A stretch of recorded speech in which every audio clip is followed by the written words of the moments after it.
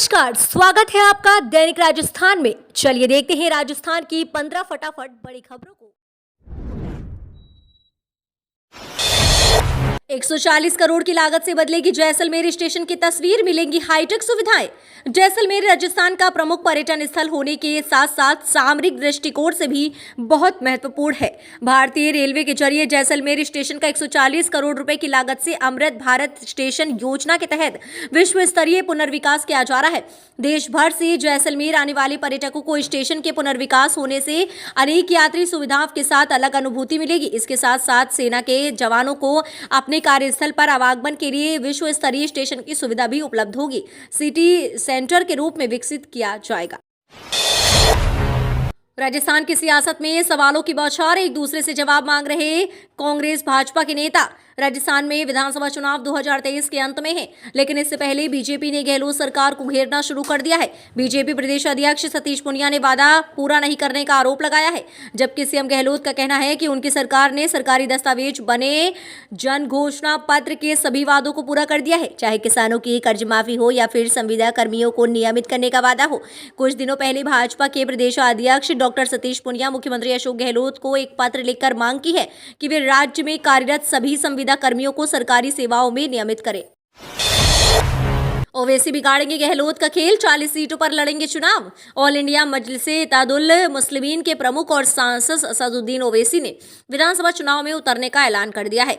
Party supremo ने स्पष्ट किया है कि प्रदेश की 200 में से 40 सीटों पर पार्टी उम्मीदवार उतारे जाएंगे। अलवर के टप्पूकड़ा कस्बे में पार्टी के चुनावी कार्यालय का उद्घाटन करने पहुंचे ओवैसी ने ऐलान किया है कि उनकी पार्टी राजस्थान में 40 सीटों पर चुनाव लड़ेगी। ओवैसी का मुस्लिम वोटों पर खासा असर है, ऐसे में संभावित है कि पार्टी मुस्लिम बहुल सीटों पर ही अपने उम्मीदवार उतारेगी। राजनीतिक विश्लेषकों का मानना है कि ओवैसी मुस्लिम आबादी वाली सीटों पर अपना उम्मीदवार उतारेगी।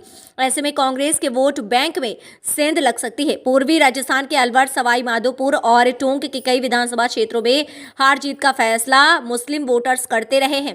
ताजा स्थिति देखें तो राजस्थान की इन 40 सीटों में से 33 कांग्रेस के पास है। सरकार बनने और बिगड़ने के खेल में इतनी सीटों की संख्या काफी है।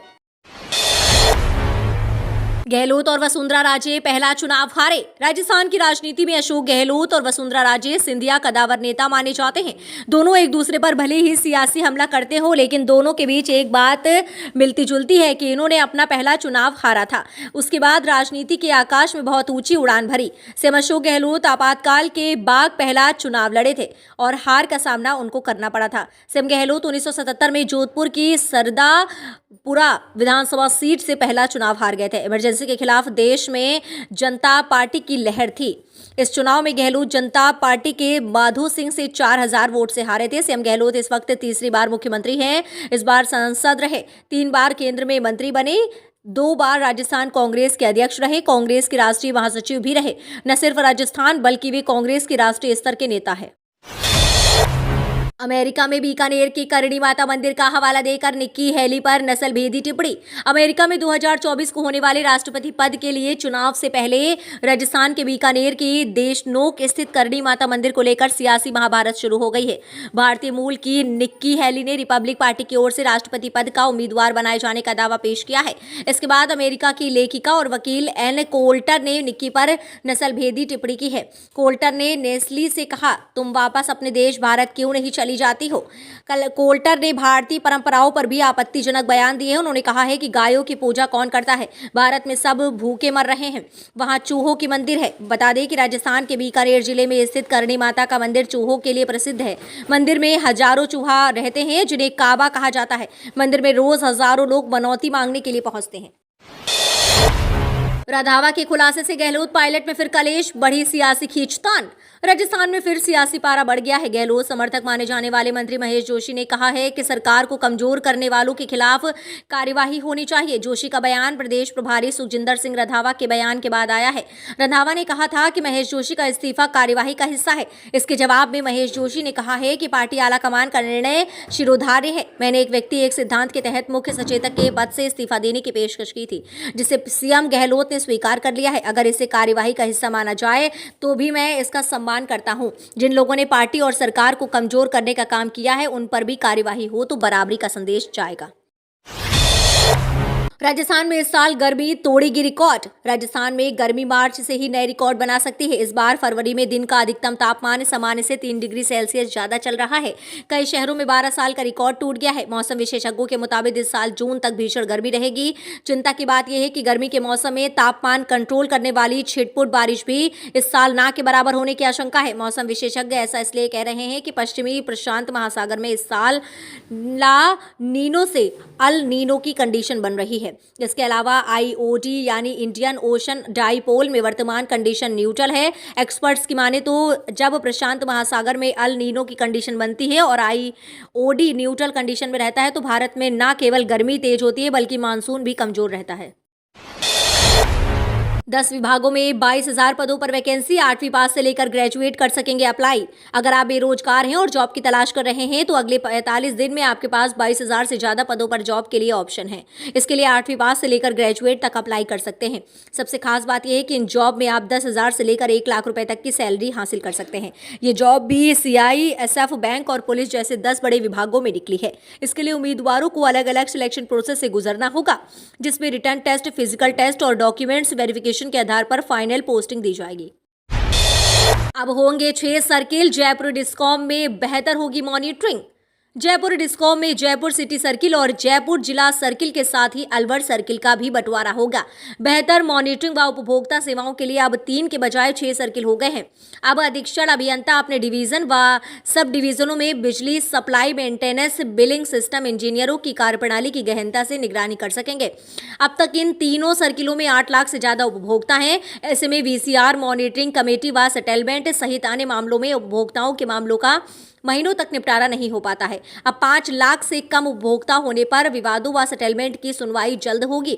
साथ ही XCN के प्रमोशन के अवसर मिलने के साथ ही अधीक्षण अभियंताओं को सर्किल में पोस्टिंग मिल जाएगी। CM की बजट घोषणा के बाद इसका प्रस्ताव बनाकर सरकार के पास स्वीकृति के लिए भिजवा दिया गया है। नए सर्किल अप्रैल से काम करेंगे। कांग्रेस के रायपुर अधिवेशन की तैयारी। देश के 12,000 कांग्रेसियों को दिखेगा राजस्थानी मेहमान नवाजी का प्रभाव। पावड़ों की आवभगत में जिस तरह से राजस्थान की संस्कृति सबसे ज्यादा समृद्ध मानी जाती है, वैसे ही संस्कृति का प्रभाव छत्तीसगढ़ की राजधानी जयपुर में होने वाले कांग्रेस के राष्ट्रीय अधिवेशन में दिखाई देने वाला है। यह अधिवेशन 24 से 26 फरवरी तक होगा। इसमें देश भर से 12,000 से अधिक कांग्रेस पदाधिकारी शामिल होंगे। राजस्थान से भी बड़ी संख्या में पदाधिकारी शामिल होंगे। इनके लिए विशेष व्यवस्था की गई है। राजस्थान के बड़ी संख्या में कार्यकर्ताओं को व्यवस्थाओं में भी लगाया जा रहा है ताकि मेहमानों की नवाजी में कोई कमी नहीं आए। माना जा रहा है कि भोजन, ठहरने और आवभगत में ये अधिवेशन अब तक का सबसे महत्वपूर्ण अधिवेशन है।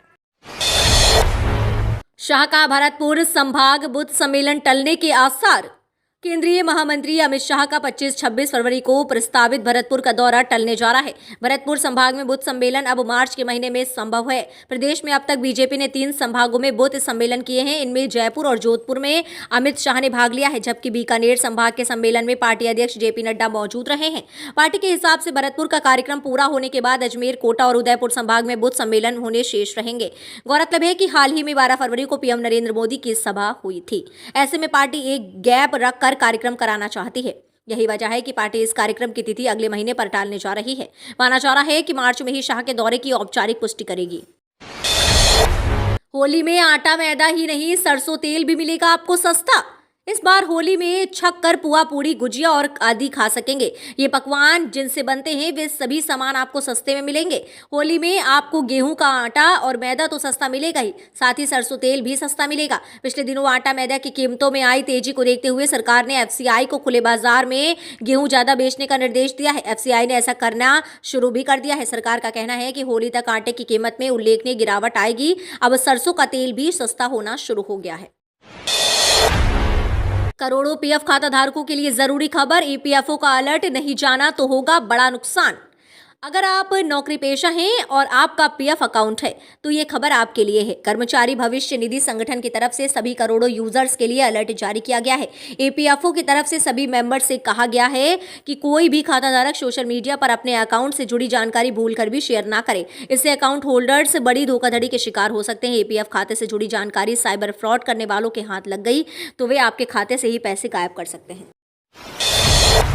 राजस्थान एआरओ भर्ती परीक्षा की आंसर की पर आपत्ति दर्ज कराने की लास्ट डेट आज। राजस्थान लोक सेवा आयोग ने राजस्थान सहायक कृषि अनुसंधान अधिकारी भर्ती परीक्षा की आंसर की 2 दिन पहले जारी की गई थी, जिनके आधार पर परीक्षा में पूछे गए प्रश्नों या उनके उत्तरों पर कोई आपत्ति हो वे आयोग की वेबसाइट पर आज 20 फरवरी को रात 12 बजे तक अपनी आपत्ति दर्ज करा सकते हैं। आयोग ने कहा है कि इस परीक्षा के मॉडल प्रश्न पत्र आयोग की वेबसाइट पर उपलब्ध हैं।